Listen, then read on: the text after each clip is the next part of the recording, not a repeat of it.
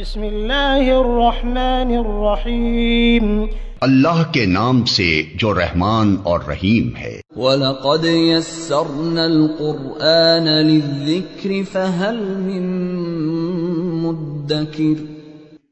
ہم نے اس قرآن کو نصیحت کے لیے آسان ذریعہ بنا دیا ہے، پھر کیا ہے کوئی نصیحت قبول کرنے والا؟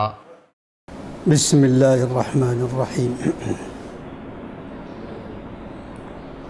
ان الحمد للہ نحمده ونستعینه ونستغفره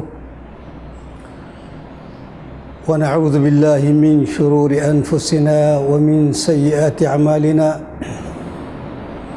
من يهده الله فلا مضل له ومن يضلل فلا هادي له ونشهد ان لا اله الا الله وحده لا شريك له ونشهد أن محمدًا عبده ورسوله اللهم صل وسلم عليه وعلى آله الطيبين الطاهرين وأزواجه الطاهرات أمهات المؤمنين وعلى أصحابه الغر الميامين أما بعد فأعوذ بالله من الشيطان الرجيم بسم اللہ الرحمن الرحیم۔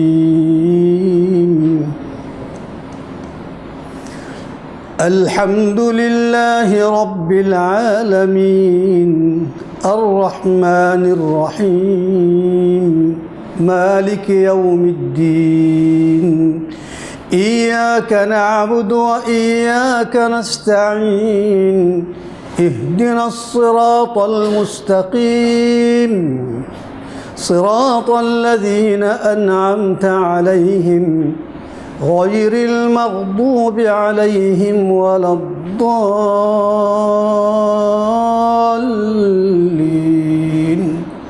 آمين۔ سورہ فاتحہ جو تفسیر کی کتابوں میں ہے اور جس انداز میں مفسرین بیان کرتے ہیں یا لکھتے ہیں اسی انداز میں پیش کروں میں یا اپنے انداز میں پیش کروں؟ ٹھیک،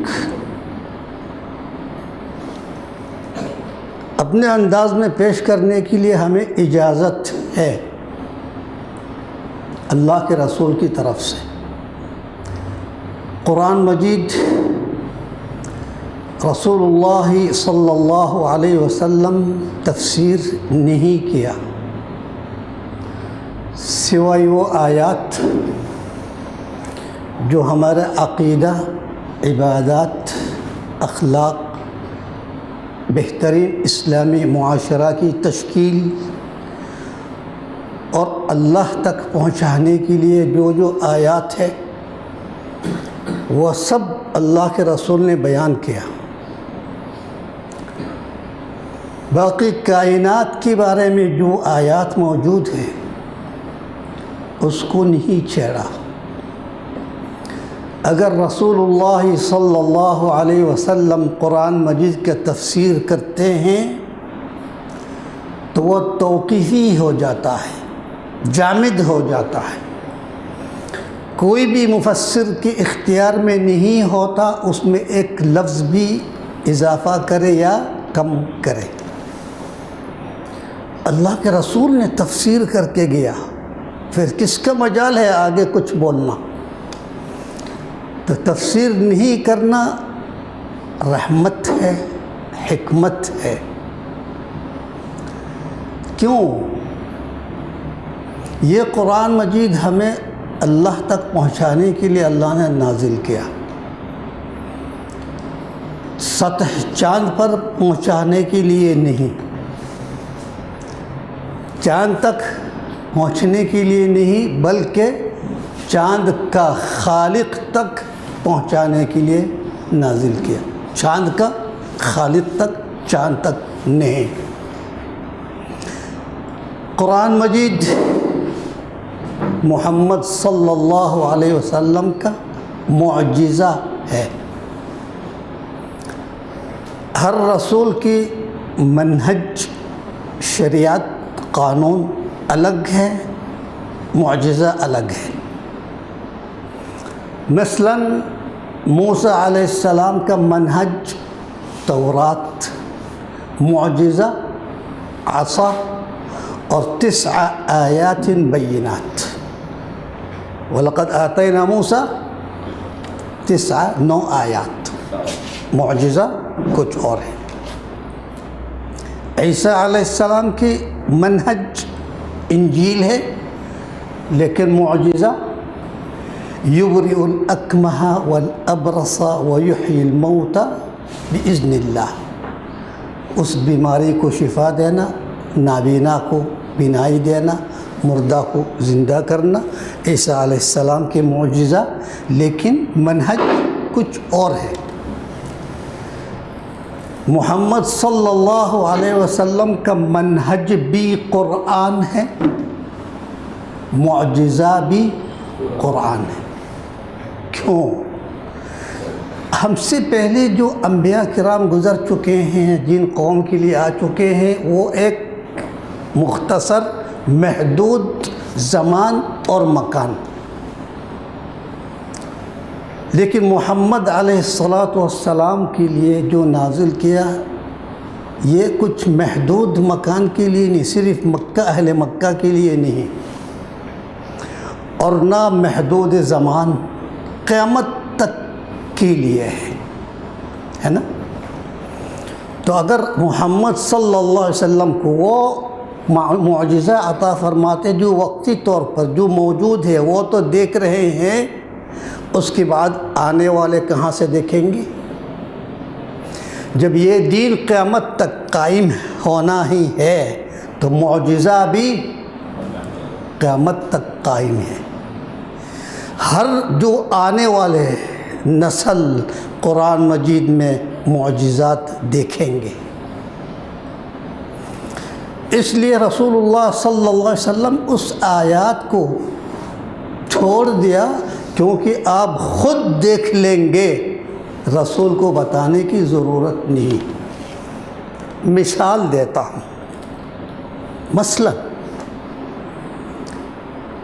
سورہ نحل میں پڑھتے ہیں الخیل والبغال والحمیر، خیل یعنی گھوڑے، بغال خچر، حمیر گدھے، لترکبوہا آپ اس پر سوار ہونے کے لیے، وَتَحْمِلُ أَثْقَالَكُمْ إِلَى بَلَدٍ لَمْ تَكُونُوا بَالِغِيهِ إِلَّا بِشِقِّ الْأَنفُسِ، تمہارے مال متاع سامان اسباب لوڈ کر کے ایک شہر سے دوسرے شہر، ایک ملک سے اور ایک ملک سفر کرنے کے لیے، اگر یہی نہیں دیتے آپ کو، ما بالغی الا بشق الانفس، کتنا مشکل سے آپ سفر کر سکتے ہیں۔ ایک تو پیدل چل رہا ہے، اوپر سے سامان بھی پیٹھ پر اٹھا کے مدینہ سے شام تک جانا کوئی آسان کام نہیں۔ اللہ نے وسائل سفر کے لیے ان چیزوں کو مہیا کیا۔ کیا ہے؟ خیل، بغال، حمیر، لترکبوہا وزینۃ وَيَخْلُقُ مَا لَا تَعْلَمُونَ، اس وسائل سفر کے لیے آگے اللہ تعالیٰ ایسے وسائل پیدا کریں گے جو آپ کے علم میں نہیں ہے، آپ ابھی نہیں جانتے ہیں۔ قرآن میں ممکن ہے اللہ کے رسول نے جبریل سے یا اللہ سے سوال بھی کیا، یا اللہ وہ کون سی وسائل ہے؟ جبریل نے بتا دیا، ریل گاڑیاں ہوں گی اتنی لمبی، موٹر کار ہے، ہوائی جہاز ہے۔ اب یہ محمد صلی اللہ علیہ وسلم کو اگر اللہ نے بتا دیا، ساتھ ساتھ اجازت بھی نہیں دیا اپنے امت کو بتاؤ، کیوں؟ یہ بتانے سے وہاں فائدہ کچھ نہیں ہے، الٹا نقصان ہی ہے، فتنہ ہے۔ اگر محمد صلی اللہ علیہ وسلم صحابہ کرام کو بتا دیتے ہیں ایک زمانہ، ایک دور ایسا آنے والا ہے، اس لوہے کو ہوا میں اڑائیں گے ایک کشتی کی طرح، یا جہاز، ہوائی جہاز، صرف لوہا نہیں اڑائیں گے، اس کشتی میں یا اس جہاز میں 2 سے لے کے 1000 سواری ہے، صرف 1000 سواری نہیں، ان کی مال متاع اسباب سامان سب اسی میں ہے۔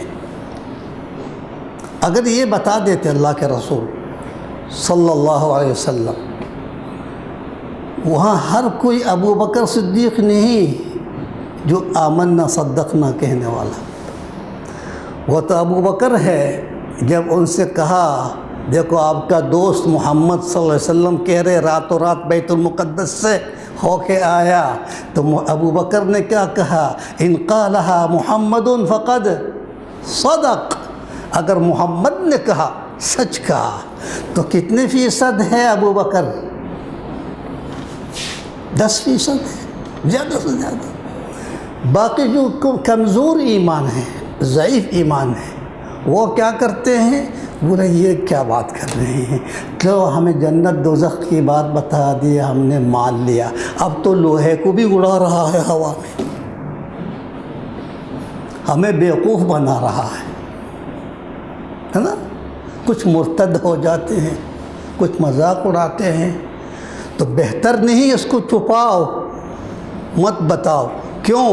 کیونکہ اس قرآن میں آیات، معجزات قیامت تک کے لیے رکھ دیا، آنے والے خود دیکھیں گے، آپ کو بتانے کی ضرورت نہیں ہے۔ کیا کہا؟ سنوریہم آیاتنا فی الآفاق، اس قرآن میں جو آیات ہے وہ میں دکھاتے جاؤں گا آفاق میں۔ آفاق سمجھ رہے ہیں؟ کائنات میں دکھاتے جاؤں گا، اور دکھاتا جا رہا ہے، ہم دیکھ بھی رہے ہیں۔ جو وَيَخْلُقُ مَا لَا تَعْلَمُونَ، اور وسائل سفر پیدا کروں گا، صحابہ کرام نے نہیں دیکھے ہیں، آپ دیکھ رہے ہیں آپ کے سامنے، پھر قرآن میں بتانے کی ضرورت کیا اس وقت؟ آپ تو خود دیکھیں گے، دیکھ رہے ہیں۔ ٹھیک، سنوریم آیاتنا، جو ہمارے اسلاف نہیں دیکھے ہیں وہ آج ہم دیکھ رہے ہیں۔ آگے ہمارا آگے نسل جو آ رہے ہیں وہ جو دیکھیں گے وہ ہم نہیں دیکھیں۔ آج یہاں بیٹھ کے امریکہ میں کیا ہو رہا آپ صرف سن نہیں، دیکھ بھی رہا ہے آنکھوں سے۔ کیا پتہ آگے جا کے زمانہ جو آپ دیکھ رہے ہیں، ایک بٹن دبایا آپ وہاں پہنچ گیا۔ تعجب کی بات نہیں ہے، اللہ کی طاقت ہے۔ ٹھیک ہے، اللہ کے رسول کے زمانے میں سارے آفاق سے لوگ آتے ہیں حج کرنے کے لیے، کوئی 3 ماہ سفر کرتے ہیں، کوئی 4 ماہ، کوئی 6 ماہ سفر کر کے بیت اللہ پہنچ جاتے ہیں۔ جو 6 ماہ سفر کر کے پہنچ جاتے ہیں وہ آج 6 گھنٹے میں پہنچ رہے ہیں۔ آگے ہمارے نسل جو آنے والا ہوا دیکھیں گے 6 گھنٹے نہیں 6 منٹ میں پہنچ رہے ہیں۔ میزائل استعمال کریں گے، ہوائی جہاز نہیں۔ کہتے چاند میں پہنچ گیا، وہاں زمین بھی الاٹ کر رہے ہیں، کس کو خریدنا ہے بکنگ کراؤ۔ تو سطح قمر تک جانے کے لیے ہوائی جہاز کام کرے گا؟ کہاں سفر کریں گے؟ میزائل، راکٹ، جو اردو میں سمجھ نہیں آ رہا کیا کہوں، راکٹ ہے نا۔ اب ہوائی جہاز 6 گھنٹے میں مکہ مکرمہ پہنچا رہی ہے آپ کو، وہ راکٹ آپ کو 6 منٹ میں پہنچا دیں گے۔ ہم نہیں دیکھیں لیکن دیکھیں گے آنے والے۔ ٹھیک، اب یہاں قرآن مجید نے نہیں کہا کہ زمین گول ہے، کروی یعنی گیند کی طرح، گیند کہیں گے، سائنس ثابت کر دیا۔ جو چاند پر جا رہے ہیں وہ بھی کہتے ہیں ہم جب چاند پر گیا وہاں سے زمین جب دیکھا گیند کی طرح ہے، گول ہے۔ تو کہتے ہیں زمین تو گیند کی طرح گول ہے، وہاں قرآن کہتے ہیں وَالْأَرْضَ مَدَدْنَاهَا، زمین کو ہم نے پہلا دیا، وَأَلْقَيْنَا فِيهَا رَوَاسِيَ، پہاڑ سے ثابت کر دیا، وَأَنبَتْنَا فِيهَا مِن كُلِّ زَوْجٍ بَهِيجٍ۔ بولے کہا قرآن تو امددنا کہا پہلا دیا، لیکن نظریہ ثابت کر رہے کہ گول ہے، ٹھیک ہے۔ تو ہم کہیں گے اگر اللہ نے کہا زمین کو ہم نے پہلا دیا، آپ کو کس زمین کی بات کہا؟ آپ جہاں بھی کھڑے ہوں گے، جہاں تک آپ کے مد نظر پہنچ رہا ہے وہ ہموار ہی دیکھیں گے، ممدود پھیلا ہوا دیکھیں گے، گول نہیں دیکھیں گے۔ لیکن حقیقت میں ہے گول، آپ ممدود دیکھ رہے ہیں۔ اگر گولائی میں نہیں ہے،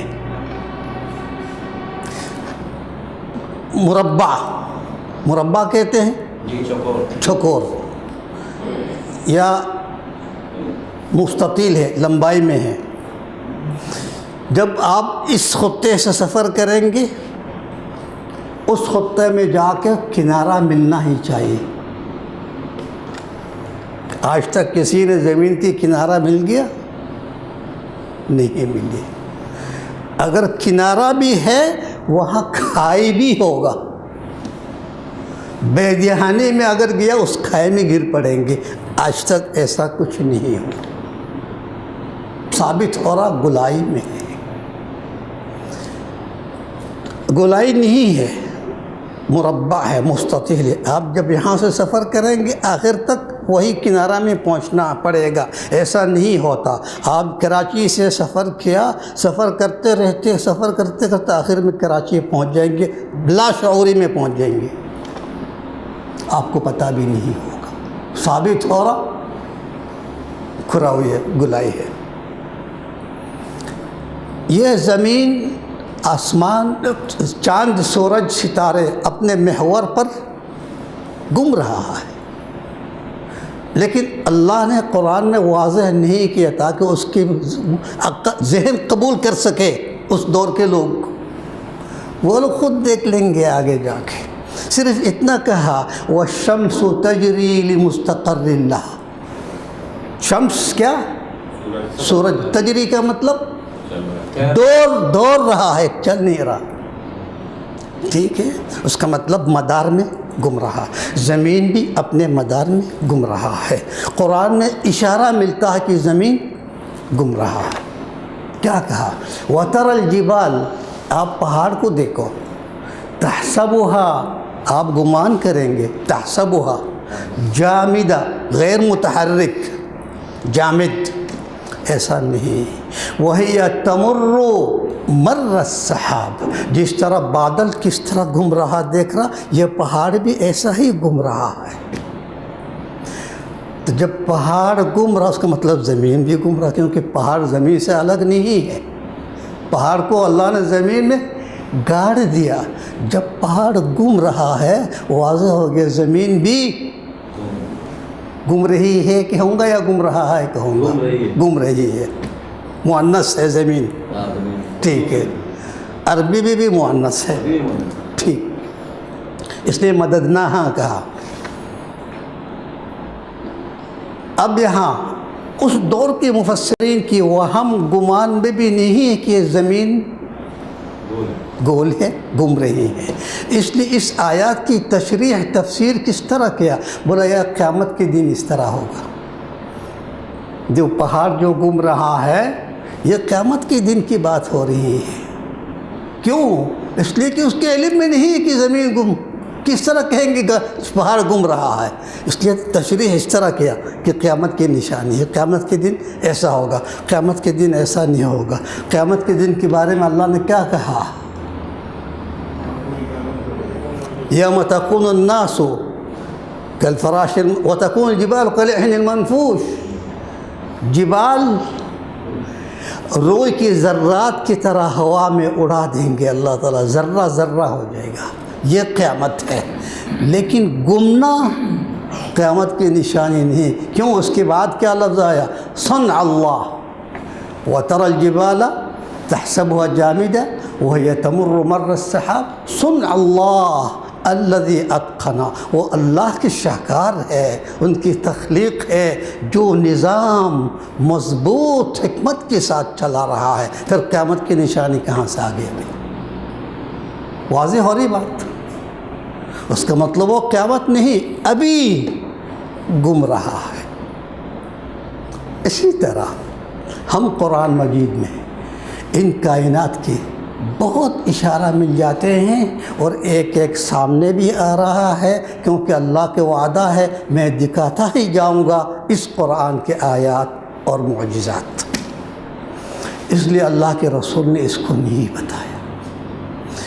तो जब नहीं बताया, हमारा लिए गुंजाइश है इस मौजू पर बात करना, आयात की तशरीह करना, लेकिन एक शर्त के तहत।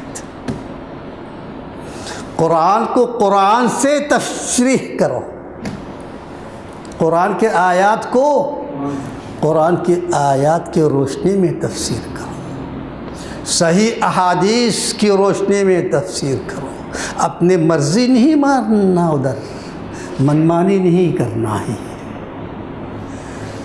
अगर मनमानी करेंगे फिर वो तफसीर मिलेंगे जो मुनकिरीन हदीस ने तफसीर बनाया। ना नमाज है,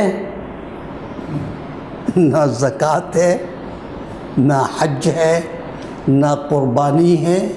इन सारे आयतों में ताविल की डंडा मार मार के सब कुछ सत्यानाश कर दिया, दीन में कुछ बाकी नहीं रखा। इसी तरह तफसीर अपने मर्ज़ी से नहीं कर सकते हैं। अगर करेंगे उसमें हिदायत नहीं मिलेंगे, गुमराही मिलेंगी, जिस तरह ये लोग मिल रहे हैं।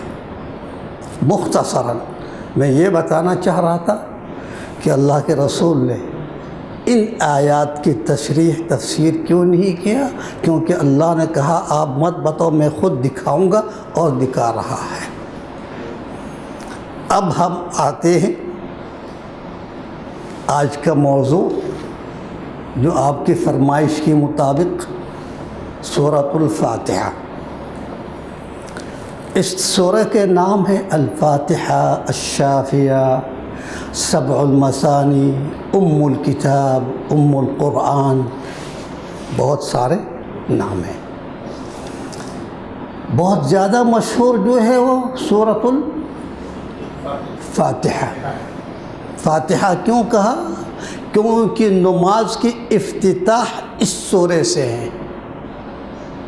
मन लम यक़रा बिफ़ातिहतिल किताब फ़ला सलात लहू, जो फ़ातिहतुल किताब नहीं पढ़ेंगे उसका कोई नमाज नहीं है। अल्लाहु अकबर नियत बांध लिया, अलिफ लाम मीम ज़ालिकल किताब, सूरह बकरा शुरू कर दिया, सूरतुन नास मिनल जिन्नति वन नास तक ख़त्म कर दिया, समझो आप नमाज नहीं पढ़ी। जब रसूल अल्लाह ने एक हदीस कुदसी में कहा क़समतुस सलात बैनी व बैन अब्दी, नमाज मैंने दो हिस्से में बांट दिया, एक हिस्सा मेरे लिए, एक हिस्से मेरे इस बंदे के लिए जो नमाज पढ़ रहे हैं। असल में तक़सीम नमाज को नहीं किया, तक़सीम सूरह फातिहा को किया। मालिकी यौमिद्दीन तक जब पहुँचेंगे अल्लाह कहता हादा ली, ये मेरे लिए है, क्योंकि सारा तारीफ़ बयान कर रहे हैं। फिर दूसरे हिस्से में अब मेरा बंदा क्या चाहते हैं, वली अब्दी मा साल, उसका मतलब तक़सीम सूरह फातिहा है। लेकिन क़समतुस सलाह कहा, सूरह फातिहा को तक़सीम किया नहीं कहा, नमाज को तक़सीम किया। इसका मतलब असल नमाज सूरह फातिहा है, इसलिए उसके बग़ैर नमाज नहीं होगा। इब्तिदा अल्हम्दुलिल्लाह, अल्हम्दुलिल्लाह का मतलब शुक्र है अल्लाह के लिए। सूरह फातिहा में اللہ پڑھتے ہیں، رحمان الرحیم پڑھتے ہیں۔ اس سے پہلے جب سورہ فاتحہ شروع کریں گے، کوئی بھی سورہ جب شروع کریں گے، ہم بسم اللہ الرحمن الرحیم پڑھتے ہیں۔ صرف قرآن پڑھنے کے لیے نہیں، کوئی بھی کام جب کریں گے، کل امر ذی بال لا یبدأ ببسم اللہ فہو اقطع، اللہ کے رسول نے کہا ہر وہ کام جس میں بسم اللہ نہیں پڑھیں گے وہ ناقص ہے۔ کیوں ناقص ہے؟ کیونکہ بسم اللہ کی جو ایک فضیلت ہے، ایک برکت ہے، اللہ کی طرف سے تعاون ہے، ثواب ہے، ان سارے چیزوں سے آپ محروم ہو، اس لیے ناقص ہے۔ بسم اللہ میں جو اللہ کہتے ہیں وہ اللہ سے مدد مانگنے کے لیے اللہ کو پکار رہے ہیں۔ بسم اللہ، بسم یعنی کیا ہے؟ نام شروع کر رہا ہوں اس اللہ، یعنی اللہ سے میں کام کر رہا ہوں اس میں مدد مانگ رہا ہوں۔ لیکن الحمد میں جو اللہ ہے وہ مدد مانگنے کے لیے نہیں ہے۔ بسم اللہ الرحمن الرحیم، الحمدللہ رب العالمین الرحمن الرحیم، آپ کہتے ہیں آیات تو ایک جیسا مکرر ہے، ظاہری مکرر ہے، لیکن جب اس کی معنی مفہوم پر غور کریں گے مکرر نظر نہیں آئے گا، کیونکہ اللہ کا کلام ہے، اللہ کے کلام میں مکرر نہیں ہو سکتا ہے۔ الف لام میم سورہ بقرہ کے شروع میں ہے، آل عمران کے شروع میں ہے، آپ کہتے تو مکرر ہے، بقرہ میں بھی ہاں یہ حرف متقطعات پڑھ لی ہم نے، ادھر بھی ہے، ہاں آپ کے ظاہری شکل میں لگ رہا ہوں، لیکن اس کا مفہوم کچھ اور ہے۔ کیا مطلب؟ بسم اللہ میں جب اللہ کے نام لیتے ہیں کیا کہا؟ اللہ سے مدد حاصل کر رہا، لیکن الحمد میں ایسا نہیں ہے۔ الحمدللہ ہم یہاں جو اللہ سے مدد مانگ کے جو کام شروع کیا وہ کام ہونے کی وجہ سے ہم اللہ کے شکر ادا کر رہے ہیں، اس لیے کہ الحمدللہ۔ فرق آ گیا نہیں آ گیا؟ وہاں بسم اللہ امداد کے لیے، یہاں الحمدللہ شکر ادا کرنے کے لیے، مفہوم میں فرق نہیں آیا؟ اچھا، وہاں الرحمن الرحیم بسم اللہ میں کیا مقصد ہے؟ کوئی بندہ بہت گناہ گار ہے، ابھی گناہ کر کے آ گیا، کچھ کام کرنے کے لیے بیٹھ گیا، اب اس کو شرم آ رہی ہے، میں تو بڑا نافرمان بندہ ہوں، ابھی تو نافرمانی کر کے آ رہا ہوں، پھر اس سے مدد کس طرح حاصل کروں گا؟ بسم اللہ کہہ کے نہیں سمجھ میں؟ بھائی ایک بندہ پریشان حال میں دیکھ رہا ہوں، میں کہوں گا تو ایسا کرو، ڈاکٹر عمران غیور کے پاس چلا جاؤ، وہ آپ کے مدد کریں گے۔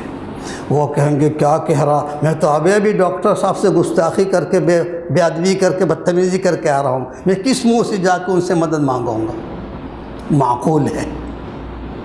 تو اللہ تعالیٰ کہتے ہیں آپ مجھے مخلوق کی میزان میں برابر مت رکھو، جس کی آپ نافرمانی کر کے آ رہے ہیں اس کے سامنے جانے سے تم شرما رہے ہو، کیونکہ وہ مخلوق ہے، میں رحمان رحیم ہو، تم جتنے بھی معصیت کر لیا آ جاؤ مجھ سے مدد مانگو۔ اس لیے رحمان الرحیم بسم اللہ میں کس قدر موزوں ہے۔ اے گناہ گار بندہ مت شرماؤ، میں رحمان رحیم ہوں، آ جاؤ میرا نام لے کے مجھ سے مدد مانگو، تم اپنے کام شروع کرو، میں مدد کروں گا۔ لیکن سورہ فاتحہ میں جو رحمان الرحیم ہے وہاں مدد نہیں مانگ رہے ہیں ہم، کیوں؟ رب العالمین سے جڑے ہوئے ہیں۔ الحمدللہ رب العالمین رب العالمین الرحمن الرحیم، یعنی الرحمن الرحیم رب العالمین سے منسلک ہے، جڑے ہوئے ہیں۔ کیا مطلب؟ ہم الحمد کیوں کہہ رہے ہیں؟ کچھ نعمت مل گیا تو تبھی تو شکر ادا کر رہے ہیں۔ للہ بھی کہا، جب للہ کہا وہاں نعمت جو حاصل ہو رہے ہیں نعمت الوہیت سے ہے، جس میں دنیا کی نعمت بھی ہے، آخرت کی رہنمائی بھی ہے، لیکن کافرین کے لیے بھی نعمت ہے، وہ الوہیت کی نعمت نہیں ہے، ربوبیت کی نعمت ہے۔ جب وہ رب ہے، سب کو پیدا کیا، سب کو پالنا اس کا کام ہے، تو اس لیے جب باقی کائنات کو رزق دے رہا ہے، نعمت دے رہے، سب کچھ دے رہے ہیں، کس وجہ سے؟ رحمان رحیم ہونے کی وجہ سے، کیونکہ وہ رب العالمین بھی ہے۔ واضح ہو گیا، بسم اللہ میں جو رحمان رحیم ہے، فاتحہ میں جو رحمان رحیم ہے، دونوں ایک میزان میں نہیں ہے، یہاں کچھ معنی ہے، وہاں کچھ معنی ہے۔ الحمد، شکر کرتے ہیں۔ بھائی آپ کچھ مل گیا تو شکر کر رہے ہیں، اگر کچھ نہیں مل گیا کون ہے خواہ جا کر آپ کی شکریہ ادا کرتے ہیں؟ ایسا نہیں۔ کون کیا نعمت ملا؟ تو کیا نعمت ملا کیوں کہیں گے؟ کیا نہیں ملا کہنا۔ آدم علیہ السلام کو جب روح پوکھا، اسی وقت سے اس کے لیے سارے نعمت سامنے رکھ دیا۔ اسکن الجنت، جا تو تیری بیوی جنت میں ساکن ہو جاؤ، وَكُلَا مِنْهَا رَغَدًا حَيْثُ شِئْتُمَا، رغد یعنی فراغشی سے کھاؤ، جہاں سے مرضی ہے کھاؤ، صرف اس درخت کے قریب آزمائش ہے نا۔ جنت میں تو کھلایا اللہ، روح پوکھتے ہی کھانا کھلا دیا، کیونکہ اس کی ضروریات کی زندگی ہے۔ زمین میں آ گیا، زمین میں آنے سے پہلے اللہ نے ان کے لیے سارے ضروریات، خوراک، رزق مہیا کیا۔ جب آ گیا زمین پہ، باغات، جنگلات، مختلف پھل فروٹ، جہاں سے مرضی ہے کھاؤ۔ آگے جا کے گندم بھی دیکھتے ہیں، دیکھو پہلے سے تیار کیا نا اللہ نے، ابھی بندہ آیا نہیں، کھانے والا آیا نہیں، آئیں گے لیکن پہلے سے تیار ہے۔ کھا لیا، گندم بھی دیکھ لیا، جبریل علیہ السلام آ کے بتاتے ہیں، یہ دیکھ رہا نا، اس کو نکالو، اس کو چھیلو، اس کو پکاؤ۔ ارے بڑا بہت مزیدار مل گیا۔ بولا یہاں سے کچھ لے کے ہے نا، یہ زمین تھوڑا سا حلوہ ہموار کر دو، نرم کر دو، اس میں جھاڑ دو، جھاڑ کے تھوڑی سی مٹی سے چھپا دو، پانی ڈال دو، ڈال دیا، دیکھا ارے ہفتہ میں وہاں سے کیا نکل رہا؟ پودے نکل رہے ہیں۔ خوراک دیا، ابھی زمین میں آیا نہیں، خوراک موجود ہے، اتنا دور کیوں جائیں گے؟ جو بچہ ابھی آنے والا ہے دنیا میں، وہ ابھی آیا نہیں ہے، آدم کو روح پوکتے ہیں خوراک دیا، اس بچہ کو روح پوکتے ہیں خوراک دیا، اس سے پہلے روح نہیں پوکتے ہیں۔ جب 4 ماہ گزر جاتے ہیں، 40 دن، 40 میں 4 ماہ روح پوکتے ہیں، فرشتے آ کے اسی وقت رزق بھی دے دیا، غذا حاصل کر رہا ماں رحم میں، ٹھیک ہے۔ دنیا میں آ گیا، تمہارے ماں سے جو خوراک حاصل کرتے تھے اس کو چھوڑ دو، تم اور بستی میں آ گیا۔ سبحان اللہ، مجھے یہاں یاد آ رہا، جس ماحول میں وہ بچہ جی رہا تھا، وہ ماحول اس کے لیے بڑا خوشگوار ہے، اس کے لیے ایک دنیا ہے، کوئی پریشانی نہیں۔ اس کو اس وقت بولو بیٹا تو وہاں کیا کر رہا ہے، تم ادھر آ جاؤ، دیکھو یہاں کیا کیا قدرت ہے، ہوائی جہاز ہے، ریل ہے اتنی لمبی، وہ ادھر تلاش کریں گے، یہ ایسا کچھ بھی نظر نہیں آ رہا، ہمیں دھوکہ دے رہا ہے، بیوقوف بنا۔ ٹھیک ہے، دنیا میں آ گیا، جب آ گیا دیکھا جو وہ اس کو پیغام دے رہا تو وہ تو سامنے نظر آ رہا، دیکھ رہا، ارے جس ماحول میں میرے وہ تو اتنا سا ہے، اصل دنیا تو یہ ہے۔ یقین ہو گیا، پہلے یقین نہیں کر رہا تھا۔ اگر ہمیں اللہ کے رسول کہیں گے نہیں محشر تو کچھ اور ہے، اس میں جنت ہے دوزخ ہے، یقین نہیں کریں گے، اس بچے کی مثال دوں گا جس کو یقین نہیں آ رہا۔ جب ادھر آ گیا دیکھا جو سنا تھا وہ تو حقیقت میں ہے. جس طرح یہ دنیا مادر رحم سے بہت وسیع ہے، اسی طرح آخرت دنیا سے بہت وسیع ہے. سمجھ میں آ رہی؟ یعنی ہر مرحلہ جس سے آپ گزر رہے ہیں اگلا مرحلہ اس سے زیادہ وسیع ہے، اگلا اور وسیع ہے، جنت کی اور وسعت ہے. تو اس لیے ضروری اپنے آنکھوں سے دیکھ کے یقین کرو، اس مشابہات سے یقین کر لو، مشاہدات سے یقین کر لو. جس اللہ نے اس بچہ کو وہاں کے پیٹ میں خوراک پہنچا رہا، دنیا میں آ گیا، فوراً اس کے ماں کے سینے میں دودھ کے نہر جاری کر دی. دودھ کا نہر کوئی جاری نہیں کر سکتا ہے. شیریں فرحات کی واقعہ سنتی ہے، بکواس ہے، قصہ کہانی ہے کہ فرحات نے دودھ کا نہر جاری کر دی. ٹھیک ہے، اللہ جاری کرتا ہے. انہار من لبن لم یتغیر طعمہ، جنت میں دودھ کی نہر ہے، گلاس میں نہیں، نہر ہے. ٹھیک، دودھ میں مل گیا. جب اس کا پیٹ بھر گیا دودھ بھی کم ہو گیا تاکہ ماں کو پریشانی نہ ہو، اس کے سینے میں درد نہ ہو. دوبارہ بھوک لگ گیا، پھر اللہ نے اس میں جاری کر دیا، دودھ ڈال دیا، پی رہا ہے. سردی میں کتنا گرم گرم مل رہا ہے اور گرمی میں بالکل نارمل مل رہا ہے. اور اس دودھ میں اس کی جسم کے لیے، پرورش کے لیے، نمو کے لیے جو وٹامن، پروٹین، کیا کیا اس کو سب ہے. اگر نہیں ہوتا تو 2 سال تک وہ بچہ کس طرح بڑھ رہا ہے. جب ہمیں کچھ وٹامن وغیرہ کم ہوتے کہتے بیمار پڑ جاتے ہیں، وہ بیمار کیوں نہیں پڑ رہا ہے؟ کیونکہ ماں کے دودھ میں اللہ نے سارے وسائل رکھ دیا جو اس بچے کی ضروریات کے لیے ہے، سب رکھ دیا. 2 سال ہو گیا، اب تمہیں کچھ کھانے کی پوزیشن میں آ گیا، تھوڑی سی کھا لو، ہلکی پھلکی غذا کھلاتے ہیں، سیریلوں کھلاتے ہیں، پھر اس وقت اللہ نے اس دودھ کو خشک کر دیا. یہ کس کی قدرت ہے بھائی؟ جل جلالہ. جب اتنی سارے نعمت سامنے ہیں پھر ہم کیوں نہیں کہیں گے الحمدللہ؟ الحمدللہ. سمجھ میں آ رہی بات؟ اچھا، یہ نعمت دیکھ کے آپ الحمدللہ کہہ رہا ہے. اگر کسی نے احسان کیا آپ کے ساتھ، جو احسان فراموش نہیں ہے، جس کا ضمیر مردہ نہیں ہے، اس احسان کو سب سے پہلے دماغ میں بٹھائے گا،